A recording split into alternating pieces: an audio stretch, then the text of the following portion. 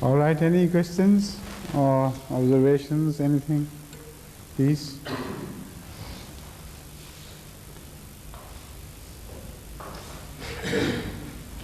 And so, you can raise your hands if you want to say something. Rajasat, please come. You want to recite a nazm of yours or what? Achha. All right.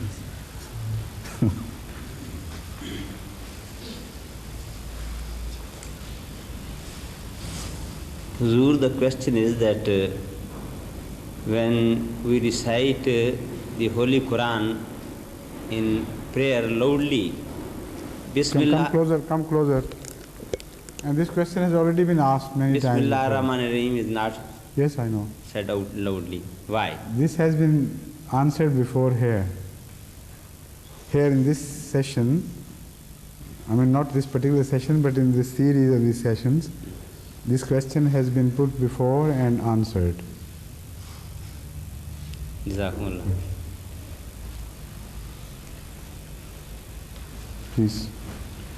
If we are left with some time, and you know there is a gap between the prayer time and the questions, then I'll again attend to it.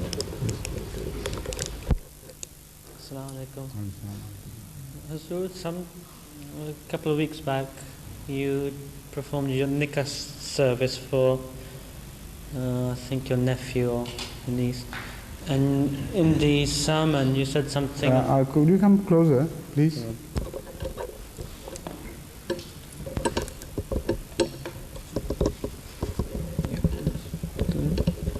Yes, I know what you mean, but please go ahead.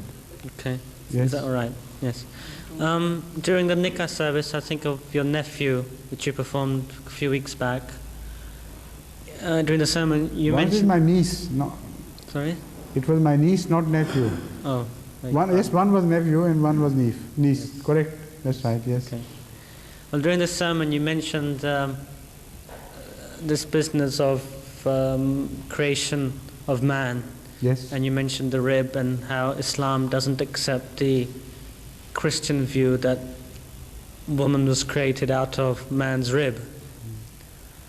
Can you then explain what it actually does mean when it says that we created woman out of the man's rib? I assume it's what a metaphor. says? Sorry?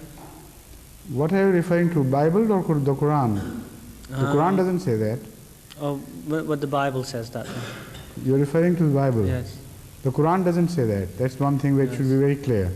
Right. So you want to know the interpretation of the biblical reference to the creation of man from the rib of a woman from the rib of man. Yes. That's right? Yes. Okay. Please sit down. Okay.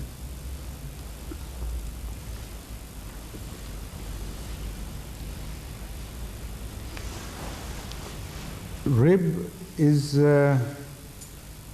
well, it depends on where it is situated, but one of the ribs is very close to the heart. So that also indicates closeness.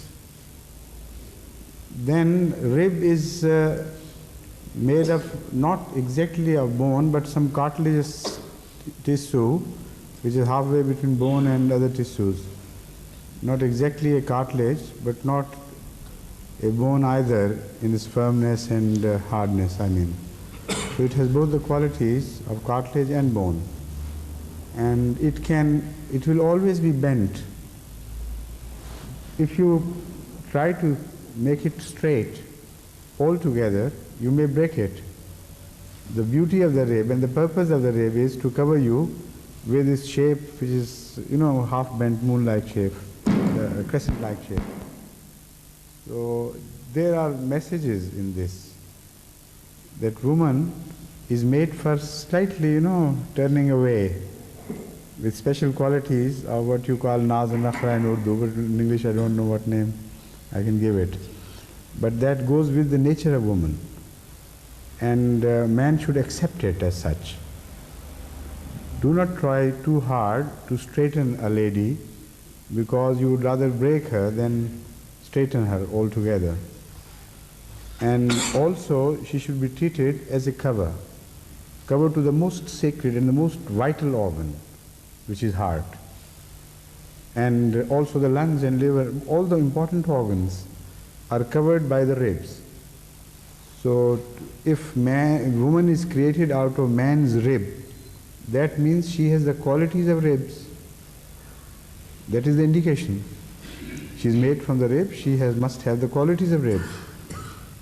That tells us that woman occupies a very important position in the society, and she provides a cover to the man, and a cover which is as important as ribs in the position they occupy in the body. Most vital for man to respect this cover, otherwise he would be hit. And if a lady betrays the husband, then he is really vitally hit, because there is no curtain between the man and wife, and this is what is described in the Holy Quran as libas, antum libasul lahunna wa hunna libasul lakum.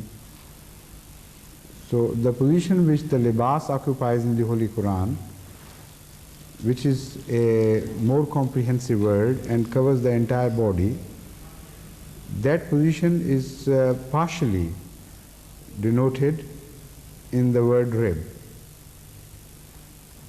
If the rib fails you, then you are open to enemy attacks.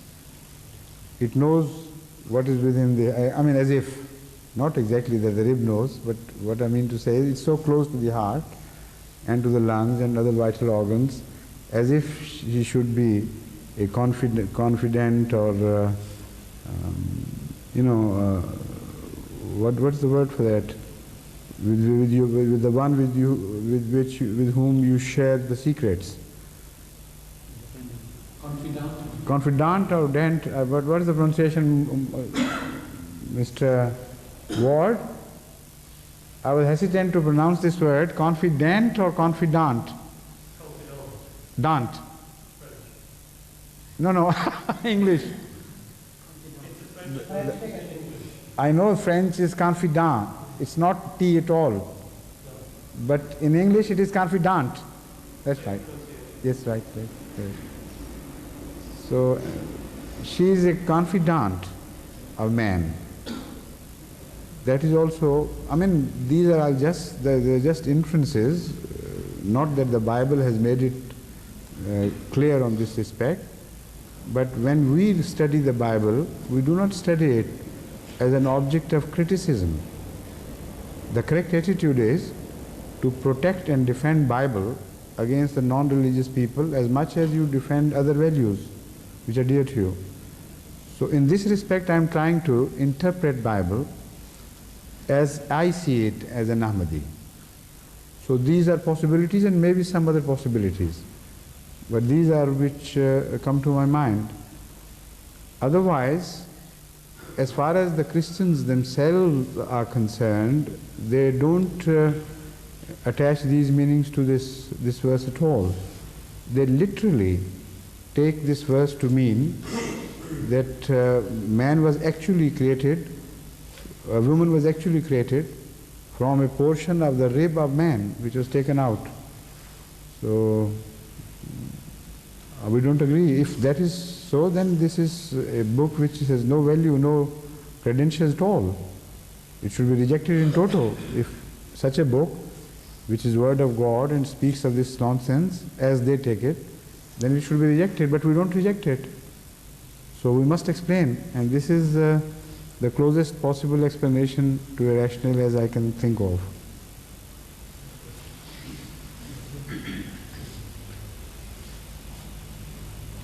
Any other question, please? आपका शायद मिल गया आपको? हाँ? अच्छा, शुक्रिया.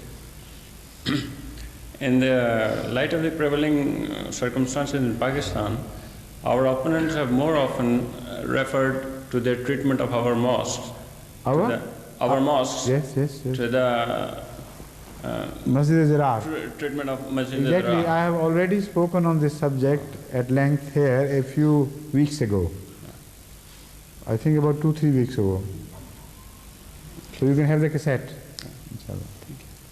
And I also mean to deliver a sermon on this issue and another one. I'll have 2 issues raised in one of my sermons because these 2 are important questions which are being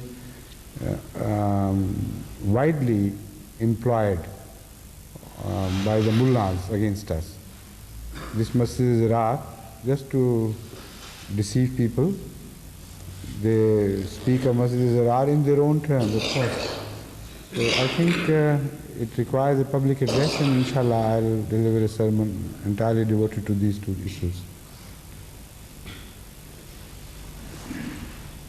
The other is Hazrat Abu Bakr's Radhiyallahu Ta'ala Anhu's treatment of the renegades. These 2 issues are nowadays being widely taken up by the non-Ahmadi mullahs, and they think that they clinch the whole issue of their attitude against us. But as I'll expose their position, they have nothing in it, absolutely. Yes, please. ठंडा ही है. Assalamu alaikum. Hazur, the Jesus Christ, peace be upon him, was given by the teaching that if somebody hits you, offer you another cheek, in one cheek, and then offer the other one as well. And the Hazrat Masih Maud salatu wasalam says that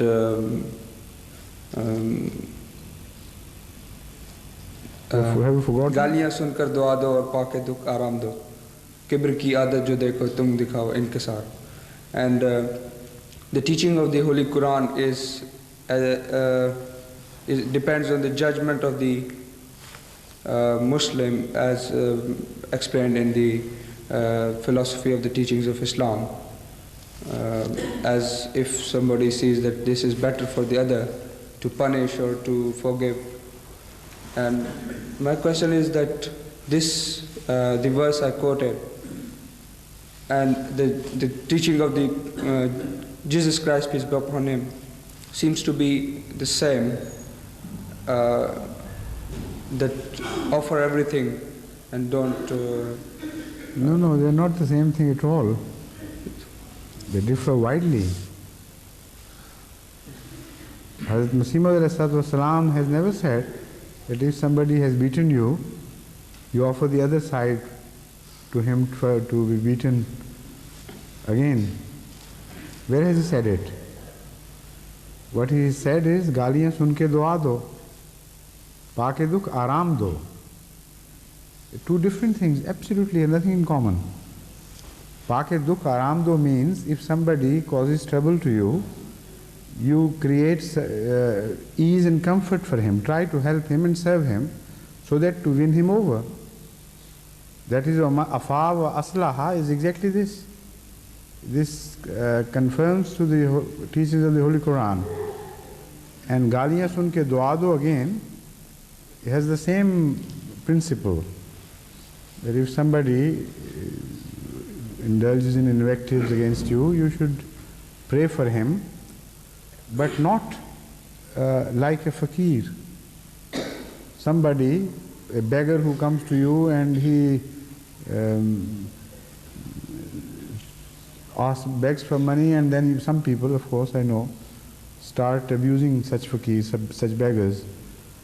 In response he always says, okay, God save you, God do some, be God kind to you, and or may He show His favors to you, and so on. These are the standard answers of the beggars in our country, even if they are abused. So this is not the attitude which is being taught by Hazrat Masih Maud alayhi salatu wasalam. If you have understood this, you have completely misunderstood Masih Maud alayhi salatu wasalam. What he says is this, that if you are harshly treated, pray in the regular sense at night, when it is the time for prayer, or when you are privately praying, not loudly to tell him that we are praying to you, that is a beggarly attitude which is not taught to Ahmadis. So in private, when you are speaking to your God, you pray for such people. That would not only purify your heart, but also change their attitude. It's not a just meaningless response or a submissive response in character. It is an effective answer to the situation, the most effective answer in fact. If somebody has hurt you by abusing you and you show patience, not that you offer yourself for further abuse at all, that's not what is meant. For that the teaching is إِذَا خَاطَبَهُمُ الْجَاهِلُونَ قَالُوا سَلَامًا. When such arrogant people address you, you leave the place and say Assalamu alaikum, we have nothing to do with you. That is at the time when you are mistreated, maltreated. But when you return home and your heart is boiling and seething with hurt emotions, then instead of turning them against him, which you could do, you turn them into praise for Allah, before Allah, for him as well as for yourself. And for him that may Allah guide him, may Allah show him signs that he may repent and be guided to the right path, and so on and so forth. So this is a very meaningful, effective answer to the situation, and which can be practiced in everyday life. More often than not, you can practice it. And if you can't, then it's not a teaching of obligation at all. This is a teaching of choice. And these are two different things altogether.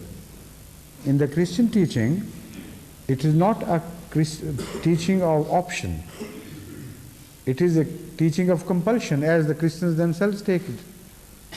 But this type of teaching, as you have referred to, first of all, it is not exactly the same as you understood. Secondly, it is not a teaching of compulsion at all. It is just a sort of strong injunction, or let's say advice, that if you do it, it's better for you. But if you can't, then there is absolutely no harm.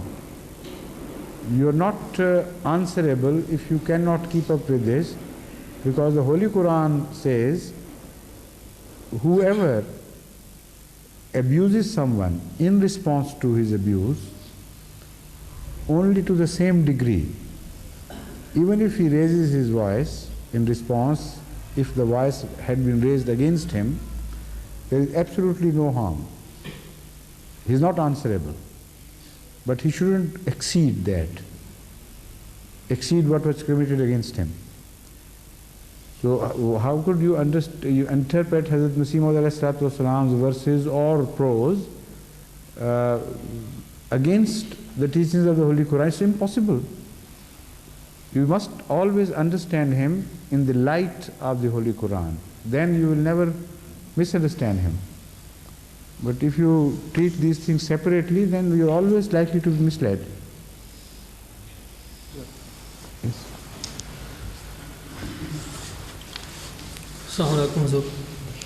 हुज़ूर मसीह मौला इस्लाम फरमा अपने एक रोया में बयान करते हैं कि मैंने एक दफ़ा रोया में देखा है कि बहुत बड़ा लश्कर मेरे बाग में दाखिल हो रहा है, उसको तबाह बर्बाद करना चाहता है। और मसीह मौला इस्लाम फरमाते हैं कि मैं अकेला ही। Yes, I know. This was also mentioned once before here by Dr. Dar Sahib, perhaps. Maybe Dar Sahib mentioned it or somebody else, I don't remember now. Did you mention it? This dream of Hazrat Masih Maud that he saw enemies entering his garden who wanted to uproot the trees and everything, destroy the orchard. This dream was mentioned here before by someone else. No, did you mention it? No, it was mentioned, quite right, sir. Somebody else mentioned this, you don't know. Anyway, please sit down. Yes. हुज़ूर मैंने दूसरा इसका हिस्सा बयान करना चाहता हूँ। मैंने वो ज़ाला हाम में दो इसके रोया पढ़े हैं। दूसरे में हज़रत मसीह अलैहिस्सलाम फरमाते हैं कि मेरी जमात को खुदा ताला ने बनी इसराइल की कौम से तशबीह दी है। उस दौर में जो हमान और फ़िरौन, हाँ मुझे पता है, उसका मेरे जहन में है। फरमाइए, कहना क्या चाहते हैं आप? वो भी तो बहुत बड़े लश्कर का सरबराह था, और मौजूदा दौर का जो हमान या फ़िरौन इसको कह लें, तो ये भी तो एक बहुत बड़े लश्कर का सरबराह है। ठीक है, इन दो रोया का मतलब मैं ये पूछना चाहता हूँ कि ये बड़ी वाज़ेह है, आपको पता है। बैठ जाएं। All right. Anything else? Mujibul Haq Sahab, Dr. Mujibul Haq. Sir, as you were mentioning about the teaching of Hazrat Masih Maud Salam, Galiyan sun ke dua do, paake do, haram do. May I just mention here another very beautiful teaching of Prophet Messiah. Is this not beautiful? The one which was mentioned? It is beautiful, sir, but an experience which I have gained from that teaching as well, and I found very helpful, is सच्चे होकर झूठों की तरह तज़ल्लुल इख्तियार करो.